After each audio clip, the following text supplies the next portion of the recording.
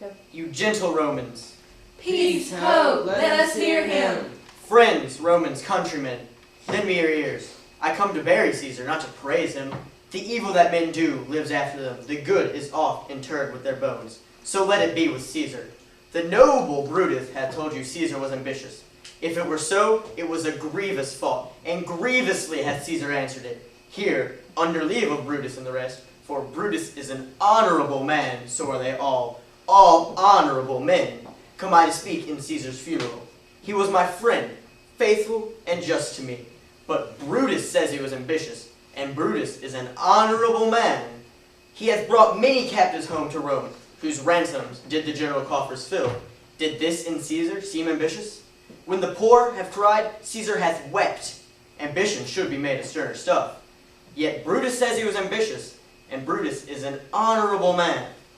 You all did see that on the Lupercal, I thrice presented him a kingly crown, which he did thrice refuse. Was this ambition? Yet Brutus says he was ambitious, and sure, he's an honorable man. I speak not to disprove what Brutus spoke, but here I am to speak what I do know. You all did love him once, not without cause. What cause withholds you then to mourn for him? O judgment, thou art fled to brutish beasts, and men have lost their reason. Bear with me, my heart is there in the coffin with Caesar, and I must pause till it come back to me. Methinks there's much reason in his sayings. If thou consider rightly of the matter, Caesar had had great wrong. Has he, masters? I fear there will a worse come in its place. Mark ye his words. He would not take the crown. Therefore, this certain he was not ambitious. If it be found so, someone dear abide it. Poor soul, his eyes are red as fire with weeping. There's not a nobler man in Rome than Antony. Now mark him. He begins again to speak. But yesterday, the word of Caesar might have stood against the world. Now lie he's there, and none so poor to do him reverence. O masters, if I were disposed to stir your hearts and minds to mutiny and rage, I should do Brutus wrong, and Cassius wrong, who, you all know, are honorable men. I will not do them wrong. I rather choose to wrong the dead, to wrong myself and you, than I will wrong such honorable men. But here's a parchment with the seal of Caesar. I found it in his closet. 'Tis his will.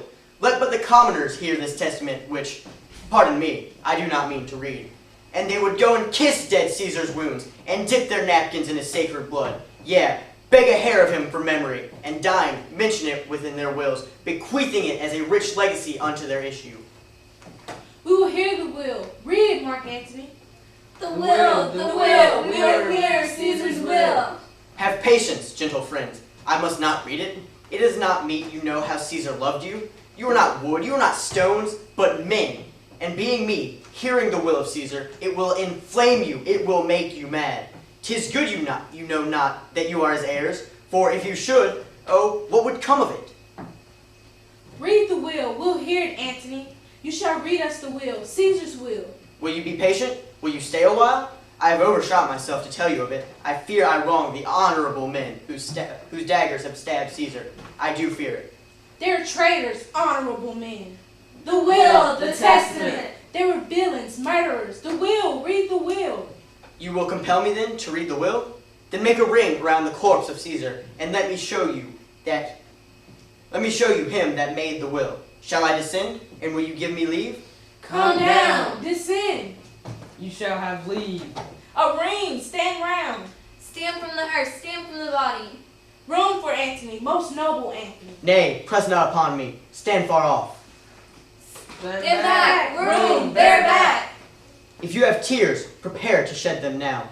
You all do know this mantle. I remember the first time ever Caesar put it on. 'Twas a summer's evening, in his tent, the day he overcame the Nervi. Look, in this place ran Cassius' dagger through. See what rent this envious Casca made. Through this the well-beloved Brutus stabbed, and as he plucked his cursed steel away, mark how the blood of Caesar followed it, as rushing out the doors, to be resolved if Brutus so unkindly knocked or no.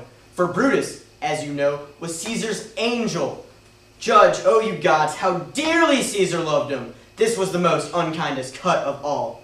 For when the noble Caesar saw him stabbed, ingratitude, more strong than traitor's arms, quite vanquished him, then burst his mighty heart, and in his mantle muffling up his face, even at the base of Pompey's statue, which all the while ran blood, great Caesar fell. Oh, what a fall was there, my countrymen! Then I, and you, and all of us fell down, whilst bloody treason flourished over us. Oh, now you weep, and I perceive you feel the dint of pity.